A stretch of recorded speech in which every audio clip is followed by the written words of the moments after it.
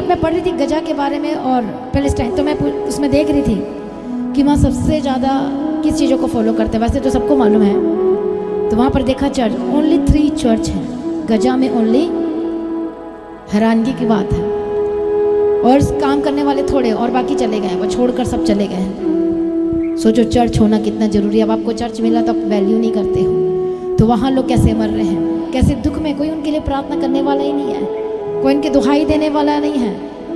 आप लाइटली लेते हो जब आपके लिए प्रार्थना, आपको पता है आपके लिए रोज़ प्रार्थना होती है और आप लाइटली लेते हो, आप वैल्यू नहीं समझते हैं। आपको कोई दे देगा 4 दिन के लिए, 5 दिन के लिए, लेकिन प्रार्थना उससे भी ज़्यादा कार्य करती है। ठीक है, प्रार्थना के द्वारा मिल जाता है आपको, लेकिन लगातार आपके लिए प्रार्थना करने वाला कौन है? इसे लगातार प्रार्थना करने वाला होना चाहिए। हालेलुया। कितने को समझ में आ रहा है? सिर्फ 3 चर्च, ओनली 3। और ये दुख की बात है, ओनली 3। देखो वहाँ की एक बिल्डिंग भी नहीं बची, एक भी नहीं बची। फिर मैंने चर्च ढूंढा कि कौन से चर्च है, कैसा काम होता है, कितने लोग हैं वहाँ पर, कौन है वहाँ पर, है ही नहीं है वहाँ पर। जो थे वो भाग गए हैं, बहुत लोग नष्ट हो गए हैं। हालेलुया। जब यूक्रेन का, क्योंकि यूक्रेन के बारे में भी लिखा और वो भी पूरा हो गया और लगातार चल ही रहा है। सोचो आने वाला समय कितना खतरनाक है, जब ये प्रोफेसीज पूरी कितनी सारी हो चुकी हैं, हो रही हैं। ये बाइबल क्या है? ये भविष्यवाणी की पुस्तक है। आपकी भी भविष्य की पुस्तक है ये। आप अपने जीवन को चेक कर सकते हो। हालेलुया। हर एक पाप का रिजल्ट आप इस बाइबल के थ्रू जान सकते। ये पाप करोगे तो इसका रिजल्ट क्या होगा, ये चीज़ों को करोगे तो इसका रिजल्ट क्या होगा।